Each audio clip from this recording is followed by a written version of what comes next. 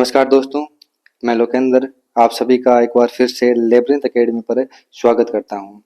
जो हमारी साइंस की सीरीज चल रही है एनसीईआरटी की, उसमें हमने 6th क्लास के 8 चैप्टर है वो कंप्लीट कर लिए हैं। आज हमारा 9वां चैप्टर है विद्युत तथा परिपथ। अगर दोस्तों आप सभी को हमारी ये साइंस की सीरीज पसंद आ रही है तो हमारे वीडियो लेक्चर्स को जरूर लाइक करें और हमारे यूट्यूब चैनल लेब्रिंथ एकेडमी को जरूर सब्सक्राइब करें। तो चलिए आज हम अपना 9वां चैप्टर है विद्युत तथा परिपथ इसे शुरू करते हैं। तो सबसे पहले हम जानते हैं कि हम सब अपने जो कार्य होते हैं उनको आसान बनाने के लिए विद्युत का उपयोग करते हैं। जैसे आप मान लीजिए कि कुएं से पंप द्वारा आप जल बाहर निकालते हो। जो जमीन की सतह से जो जल होता है वो आप अपने छत पर रखी हुई टंकी तक भेजने के लिए भी विद्युत का उपयोग करते हो। गर्मी के दिनों में जब हम हवा के लिए पंखा, कूलर या एसी का प्रयोग करते हैं तो ये सभी जो यंत्र होते हैं ये विद्युत की सहायता से ही संचालित होते हैं। तो इस तरह से हम अपने दैनिक जीवन में लगभग हर जगह विद्युत का इस्तेमाल करते हैं।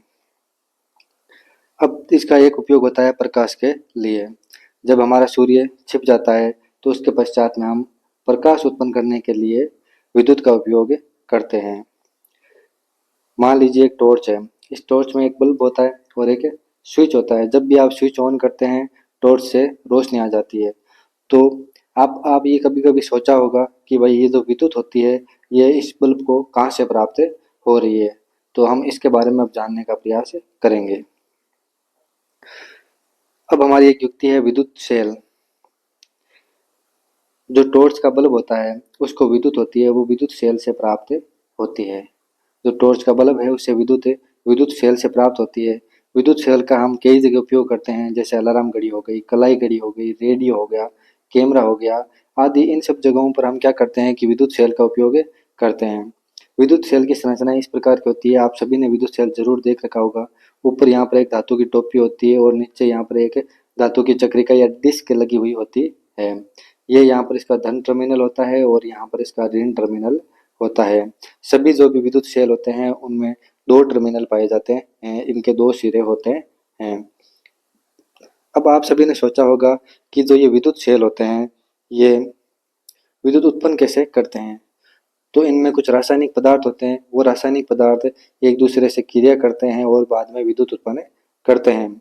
जब ये रासायनिक पदार्थ पूर्ण रूप से इस्तेमाल हो जाते हैं तो इसके पश्चात में जो हमारा सेल होता है वो विद्युत पैदा करना बंद कर देता है और हमें फिर एक नए सेल की आवश्यकता होती है। अब हम बल्ब के बारे में बात करते हैं कि बल्ब किस प्रकार से बनाया जाता है। तो प्रकाश उत्पन्न करने वाला पतला तार बल्ब का तंतु होता है। यहाँ पर आपको संरचना दिख रही होगी ये एक। तो ये संरचना है, ये क्या है, जो बल्ब का तंतु है।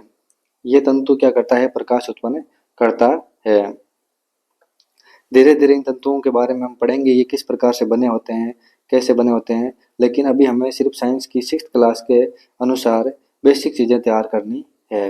हम धीरे धीरे इन सब चीज़ों को सीख जाएंगे। जो ये बल्ब का तंतु होता है, फिलामेंट होता है, इसी से प्रकाश उत्पन्न होता है। यहाँ पर आपको दो मोटे तार दिख रहे होंगे। ये इन दो मोटे तार होते हैं, ये इसको एक आधार प्रदान करते हैं। इस हमारे फिलामेंट को ये आधार प्रदान करते हैं। अब इनमें से एक तार होता है, ये तो यहाँ पर जो धातु का ढांचा है इससे जुड़ा हुआ होता है। और जो दूसरा हमारा तार होता है ये एक आधार केंद्र पर धातु की नोक से जुड़ा हुआ होता है। ये एक तो हमारा आधार केंद्र पर धातु की नोक से जुड़ा हुआ होता है और यहाँ पर जो एक होता है ये धातु की इसे सतह पर जुड़ा हुआ होता है। अब आप सभी को यहाँ पर पता लग गया कि एक तो यहाँ पर ये टर्मिनल है और एक दूसरा यहाँ पर ये टर्मिनल है।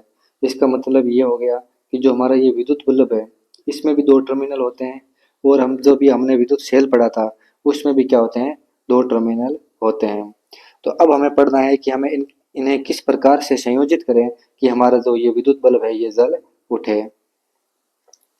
इसके लिए हम पढ़ेंगे विद्युत परिपथ। इसके लिए हम पढ़ेंगे विद्युत परिपथ।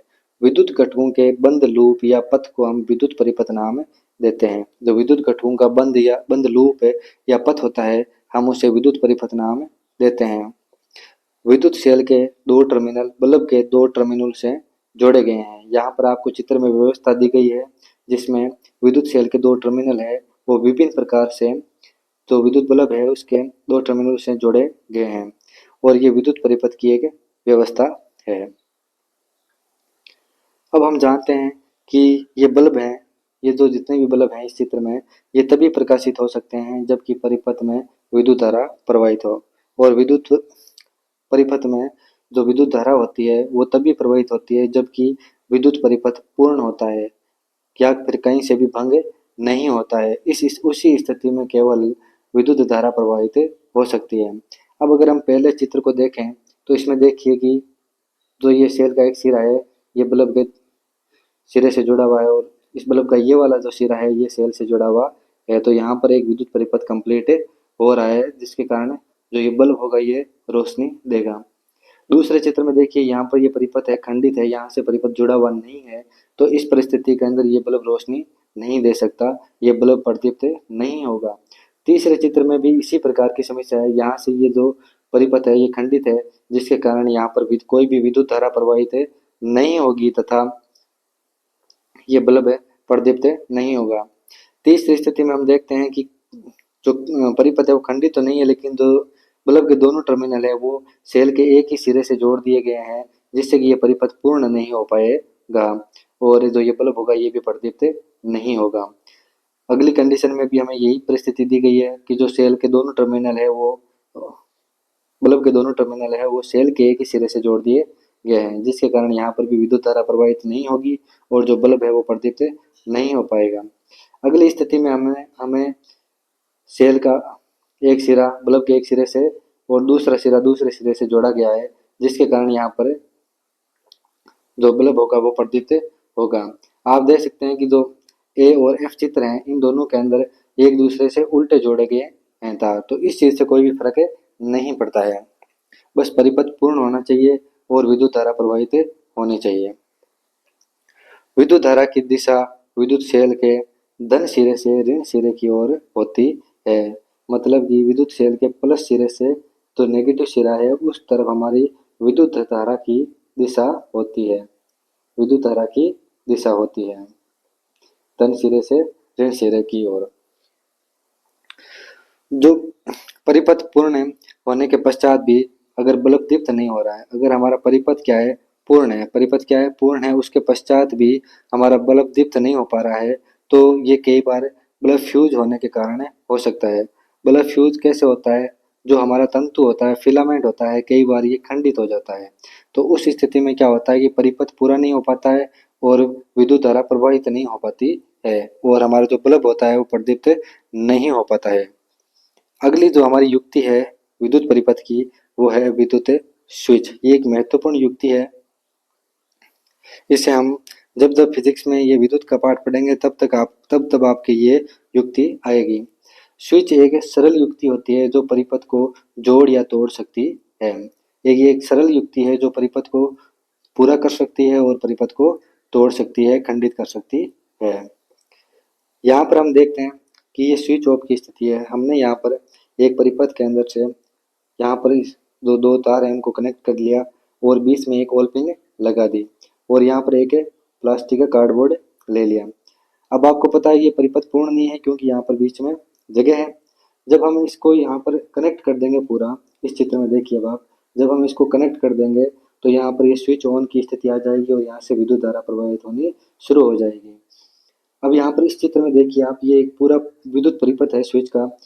यहाँ पर देखिए सेल का ये सिरा यहाँ पर जुड़ा हुआ है, दूसरा सिरा है जो बल्ब से जुड़ा होकर और बल्ब का जो दूसरा सिरा वो यहाँ से इस कोने से जुड़ा हुआ है।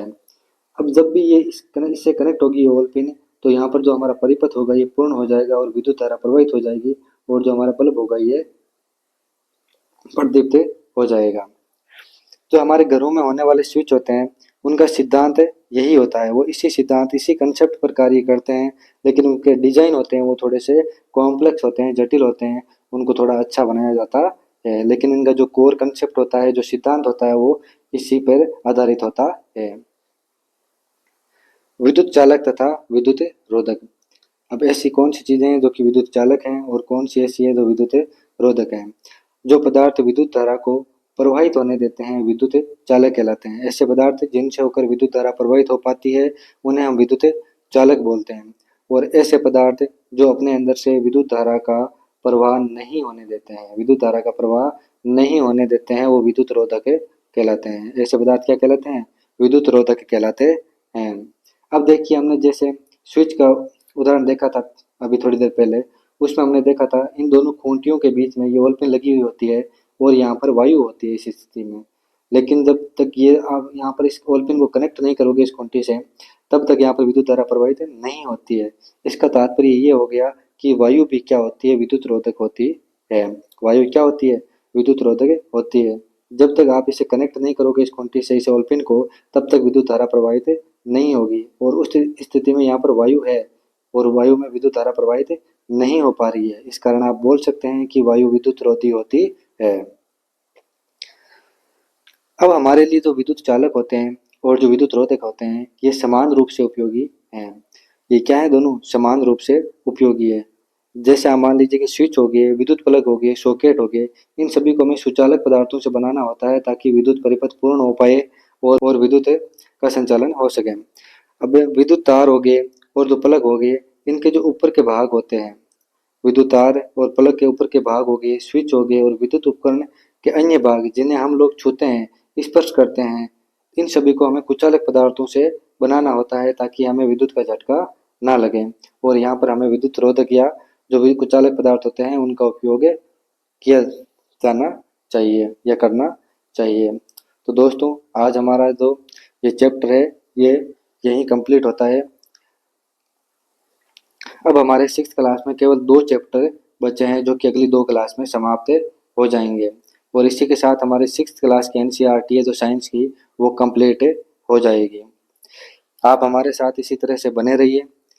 अगर आपको हमारे वीडियो लेक्चर्स पसंद आते हैं तो इनको लाइक करें, कमेंट करें।